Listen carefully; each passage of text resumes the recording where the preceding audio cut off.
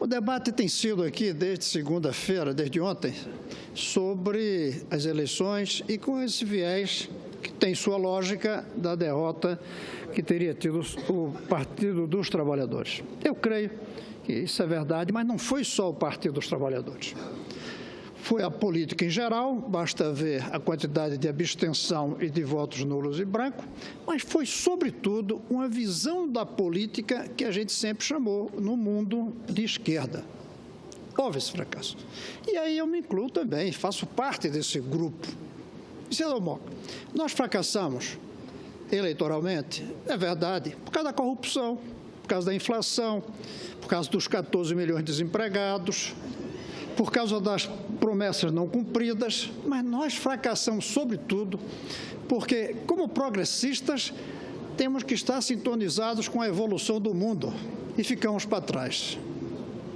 Eu não acredito que virão das forças conservadoras a construção de uma nova sociedade, senador Lindbergh, porque 3 condições é o que caracteriza alguém que pode ser de esquerda, e aqui muitos que pensam que não são. 1. Descontentamento, indignação com o status quo. 2, um sonho de uma sociedade melhor. Até aí, quase todo mundo está. 3, achar que isso não vem pelo mercado apenas, pelas regras naturais, vem pela política. A política é a medicina da sociedade. Agora precisa ter entendimento do que está acontecendo. Por exemplo, essa esquerda que fracassou domingo, ela não entendeu que há um mundo global, que nos amarra, que não permite que a gente faça o que quiser, independente do que acontece no mundo. Não entendeu também que há um mundo em transformação tecnológica e que as regras trabalhistas de 80 anos atrás já não servem. Não entendeu que a esperança de vida aumentou e a taxa de natalidade diminuiu, logo as regras da Previdência de 50 anos atrás não servem. E não entendeu uma coisa, meu caro Lindbergh, que aí é uma discussão que eu reconheço, que o lugar para fazer justiça não é dentro da economia, que a economia hoje, a margem de debate ideológico é muito pouco, que o papel da economia é ser eficiente. E com a eficiência da economia, a gente tirar os recursos para fazer justiça na sociedade. A esquerda não pensou isso. Claro que na época de Marx, a justiça e a eficiência vinham do Estado. E aí outra coisa que não se entendeu, que o Estado não é mais público. O Estado foi apropriado. O Estado foi apropriado pelas corporações de trabalhadores, pelos partidos, foi apropriado pelos que controlam o Estado e não tem servido. Esse, para mim, é um dos maiores pontos da derrota de domingo. Os serviços públicos caóticos. A população diz, a saúde é estatal e não funciona. É preciso entender que temos que fazer com que a saúde do Estado seja pública. E aí não vai dar para transigir com alguns vícios que eu acho que são aristocráticos de uma parte dos trabalhadores do setor de saúde. Nós precisamos entender que temos que servir ao público, e aí nem sempre é através do Estado. Às vezes é através do setor privado e através de uma combinação público-privada é que a gente pode servir melhor ao público. É preciso trazer o compromisso com o público, acima dessa ideia de um compromisso com o Estado. Isso não se tem tido e isso o povo cobrou para valer. O povo cobrou também que a gestão pública tem que ser eficiente, ou a gestão do Estado. Até pouco tempo atrás, quando se falava em gestão eficiente, as pessoas se arrepiavam. Tem que ter gestão eficiente. E mais, tem que ter meritocracia. Esqueceram que ou é meritocrática ou é aristocrática. Se você não respeita, não privilegia o mérito do trabalhador, você está protegendo, passando a mão na cabeça do filho do patrão ou do trabalhador com estabilidade. Você aristocratizou uma categoria. Nós temos, sim, que descobrir a importância do mérito. Temos que mostrar compromisso com a liberdade, e aí de expressão também. Não se pode titubear na ideia de qualquer forma de controle que se faça. A robótica, a informática, mudou as relações. O Elber, vai chegar a todos os setores da atividade. E aí tem duas maneiras de resolver. 3, uma, proíbe-se essa uberização. Não tem como parar. 2, você libera total. Aí vai gerar problema muito sério, como, por exemplo, o lugar que a gente mais vê, que são os taxistas. É uma tragédia. 3, ajustar para que isso sirva ao povo e não para proibir que não consegue. Nós temos que saber como utilizar as mais modernas técnicas a serviço de tudo. Isso que caracteriza um discurso progressista. Progressista não é parar o avanço técnico, porque às vezes ele é antissocial. Não, não é parar. Também não é subordinar a sociedade ao avanço técnico. É aproveitar o avanço técnico e servir à sociedade. Eu tenho ainda um pouco, mas eu quero passar a palavra ao senador Moca. Senador Cristóvão Buarque, eu quero me ater exatamente a que Vossa Excelência, dando exemplo dessa questão do Uber, que a mim parece que nós temos que trazer isso para dentro da política, porque você tem ideias importantes, consequentes, de segmentos importantes, de partidos da esquerda com viés ideológico, e temos também ideias importantes dos ditos mais conservadores ou liberais, como querem alguns. A verdade é que eu sempre sou um daqueles que acho que está precisando exatamente o país de fazer lideranças capazes de pegar essas ideias e trazê-las exatamente para um consenso. E por isso é importante esses viés diferentes, para que você encontre o meio termo, que aí Vossa Excelência usou essa expressão do que está acontecendo com o mundo globalizado. Então, eu acho importante esse debate, é um debate que esta casa tem que fazer, e surgir lideranças como Vossa Excelência, que tem, todo mundo reconhece, uma origem e toda uma militância da esquerda, mas que, acima de tudo, é um economista. E é isso que o faz diferente, porque Vossa Excelência vê o que está acontecendo globalmente e nós vamos ter que atualizar várias coisas para que o país realmente possa avançar. E aí nós vamos precisar de que parlamentares de viés de esquerda e outros conservadores e surgindo lideranças, trazendo esse consenso, seja centro-esquerda ou centro-direita, mas consenso que representa a vontade da população, para que a população se sinta melhor representada nos parlamentos, no executivo, enfim, que a representatividade democrática seja realmente muito mais forte, porque hoje a insatisfação ficou demonstrada na última votação.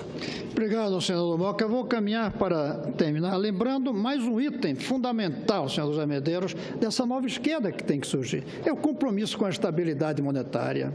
É não aceitar o roubo contra o povo de dizer que o salário é R$100 e só vale 80. E aí uma palavra nova que tem sido vista como absurda na esquerda, austeridade. Nós temos que olhar austeridade ou consumo burguês. Eu sempre vi falar que o consumo era uma coisa da burguesia. Nós temos que ter bem-estar, nós temos que ter felicidade para as pessoas. E no mundo de hoje, se queremos proteger o meio ambiente, é preciso ter austeridade no consumo. O povo, muitas vezes, o eleitor não quer ouvir isso. Mas ser de esquerda não é ir atrás do eleitor apenas, é ir atrás de uma utopia. E essa utopia, daqui para frente, vai exigir uma austeridade no consumo e uma austeridade nos gastos públicos. Estado que desperdiça não pode ser considerado de esquerda, porque é contra o povo. Tem que trazer a ideia de austeridade como algo progressista e o desperdício como algo reacionário, que é o que a gente viu recentemente nessa esquerda arcaica, antiga, desperdiçadora e consumista, portanto, burguesa. Nós temos que radicalizar no discurso. Agora, nessa radicalização, para entender a realidade de hoje, eu creio que é fundamental entender que o discurso ideológico não está mais dentro da economia. A economia tem que ser eficiente. O que tem que ser justo é a sociedade. E não tem como construir a justiça na sociedade sem uma economia eficiente. Não tem como fazer o socialismo em cima da inflação. Você pode até ganhar o poder, mas depois tem que trazer a estabilidade. E, finalmente, mas depois eu vou passar a parte, eu continuo insistindo, e já faz muito tempo, de que, para mim, o que faz a esquerda do futuro não é tomar o capital do capitalista e colocar nas mãos do Estado, mas pegar o filho do trabalhador e colocar na escola do filho do patrão. A escola é igual para todos. E essas crianças com a mesma chance, elas que vão inventar a utopia nova, que outra coisa que tem que mudar. A utopia não pode ser mais o produto de uma engenharia social, inventada por intelectuais e políticos. A utopia é um processo democraticamente em marcha, jamais concluída. Até os anos 60, 70 do século passado, se acreditava na utopia desenhada, formulada e construída por uma espécie de engenharia social. Temos que perder isso. É um processo e só faz sentido se for em marcha democrática. Eu gostaria de passar a palavra primeiro para o senador Zé Medeiros, se o presidente permite. Muito obrigado, senhor presidente. Obrigado, senador Cristóvão. Eu quero rememorar o que o senhor disse há poucos dias aqui na tribuna, e talvez até tenha dito de novo hoje, eu estava na outra dependência, mas a provocação que o senhor fez de que uma esquerda que não quer mudança não é uma esquerda. Não é esquerda. Porque justamente se pressupõe a vontade de mudança. E eu vejo que boa parte da esquerda brasileira passou 13 anos no poder e parece que ficou um pouco alinhado àquele pensamento que dizia nada mais conservador que um liberal no poder e nada mais liberal do que um conservador no poder. Então, nesse momento, eu acho interessante essa reflexão que o senhor propõe, porque, sem querer usar o chavão, recado das urnas ou qualquer coisa, mas teve algo diferente nessas eleições. As pessoas eu vi uma eleição silenciosa e as pessoas com um misto de frustração, um misto de expectativa quebrada, mas, acima de tudo, deixa-nos o recado de que devemos refletir, e principalmente a esquerda. E, lógico, grandes partidos que representavam a esquerda foram destroçados. E aí uma coisa me faz destacar, só isso e já marcho para o final, é o seguinte: de certa forma, boa parte da esquerda se uniu nesse momento, mas, historicamente, a esquerda sempre foi desunida. E eu tendo a achar que agora, com a caída do PT do poder, tende cada um pegar o seu fusquinha e ficar mais desunido ainda. Isso é ruim para o processo político. Mas, enfim, a palavra-chave é mudança, a palavra-chave é inquietação e utopia do que o senhor traz aqui para a gente hoje. Muito obrigado. Obrigado, senador. Eu diria mais uma coisa: acabar com privilégios. E a esquerda nostálgica que está aí, ela defende privilégios. Ela tem defendido privilégios de certas categorias do setor público e mesmo do setor privado. Direitos, sim. Privilégios não é uma bandeira da esquerda. E, finalmente, que a esquerda não pode se contentar apenas em que o filho de um trabalhador, graças a uma cota, entre na universidade. Ela tem que trazer a ideia de que todos os filhos, todos os trabalhadores vão disputar um lugar na universidade com as mesmas condições que os filhos dos patrões e dos trabalhadores. A revolução está na igualdade de oportunidade, não no favor a um ou outro, que é correto, que eu tenho defendido, que é generoso, mas não é revolucionário. Nem sempre o que é necessário e generoso é revolucionário. Revolucionário é tocar nas estruturas. E isso, os últimos anos, não foi pródigo em tocar nas estruturas. As estruturas hoje continuam intactas. Nós tivemos essa maravilha de ter um presidente vindo dos pobres, sem diploma universitário. Isso foi bom. Isso mudou a cultura para aumentar o respeito às camadas pobres.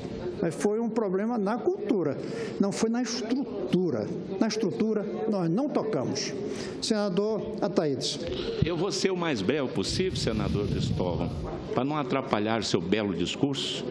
Eu não me esqueço que em 2011, quando eu cheguei aqui suplente, eu fazia questão de vir a presidir a casa ou aqui embaixo para ouvir os discursos de Vossa Excelência. Esse discurso hoje faz a gente refletir. Mas eu quero só tocar um pontozinho que Vossa Excelência colocou, o problema de gestão. O problema do Brasil não é só a corrupção. O grande problema do Brasil é a má gestão. Mas esse prefeito, ele é bonzinho, ele é querido, vai para o boteco tomar cachaça com todo mundo. Nós temos que eleger esse prefeito. Não. Agora chegou a hora da verdade no Brasil. Agora chegou a hora da competência, da boa gestão. Como é que eu vou administrar o dinheiro do contribuinte, o dinheiro do povo? Quanto é que eu tenho de receita? Quanto é que eu tenho de despesa? Vossa Excelência trouxe esse assunto. É um assunto que nós temos que falar muito sobre ele. Essa história da reeleição, nós temos que acabar com a reeleição, estabelecer esses gastos, essa PEC 36, muito importante. Então, só queria deixar esse recado e parabenizar Vossa Excelência. Agora, não dá mais para brincar com o dinheiro do povo. O gestor, e essas eleições mostrou isso, o gestor público hoje tem que saber, primeiro, quanto recebe, quanto gasta e, acima de tudo, respeitar o dinheiro do contribuinte. Eu quero parabenizar, e você sabe que eu sou seu fã de longa data, viu, senador Cristóvão Buarque? Obrigado. Para concluir, senador, com 1 minuto a mais apenas, que vai terminar agora os segundos. Senador Cristóvão, eu queria também fazer um breve comentário, por gentileza. Por mim, tudo bem. Rapidamente, senador Cristóvão, eu só quero constatar aqui, estou aqui.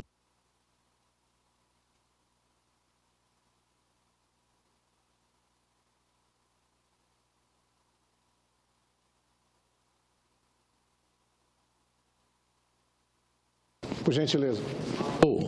Pois não. Eu estou aqui com os números, Excelência, senador Cristóvão Buarque. A gente nota, por tristeza, uma queda muito grande de todos os partidos de esquerda na votação. O PT caiu de 17 milhões para 6 milhões, o PSOL caiu de 2 milhões e 400 para 2 milhões, tá certo? E olha que o PSOL ficou em segundo turno em cidades importantes e caiu a sua votação. O PSTU caiu, o PV caiu, o PSB caiu 5,2% e assim por diante. Então, o centro-esquerda e a esquerda toda caiu o número de votação, subiu a votação no PSDB, subiu a votação no DEM. Para nós que somos do campo centro-esquerda, esquerda, é realmente muito triste, e eu gostaria de deixar registrado que concordo com Vossa Senhoria, com Vossa Excelência, nesse artigo feito, uma outra esquerda para o nosso país. Temos que repensar a forma, a tática, a abordagem, como defender nós que somos servidor público, o senhor, o servidor público aposentado, eu, o servidor público ainda na ativa, mas nós, servidores públicos, temos que repensar como discutir essa questão dos direitos e não de privilégios, como é que nós poderemos fazer uma equidade realmente de tratamento, de trabalho. Eu acho que essa eleição, para sendo breve agora para concluir, ela demonstrou pedagogicamente que algumas mudanças importantes, igual nós debatemos ontem aqui nesse plenário, tem que ser feita na lei que nós acabamos de aprovar, porque essa lei que nós testamos agora, notou-se que os milionários podem fazer a campanha tranquila, distribuindo entre os vereadores com a sua própria doação, enquanto os outros ficam vendo a navios. E outra, mostrou que o Caixa 2 correu solto, com muito mais ênfase do que em outras situações, e que a gente precisa mudar isso, e demonstrou mais ainda, precisamos radicalizar na contribuição individual por internet, para ficar transparente, para ficar claro quem contribuiu e por que contribuiu, a pessoa física individual, para a gente poder melhorar a forma de fazer eleição. Então, eu vou concluir, porque o tempo já esgotou, mas quero ser parceiro de Vossa Excelência nesse extraordinário artigo, né, uma outra esquerda que Vossa Excelência coloca. Muito obrigado. Muito obrigado, senador. Eu quero apenas dizer que esse resultado mostra bem que não foi só o PT.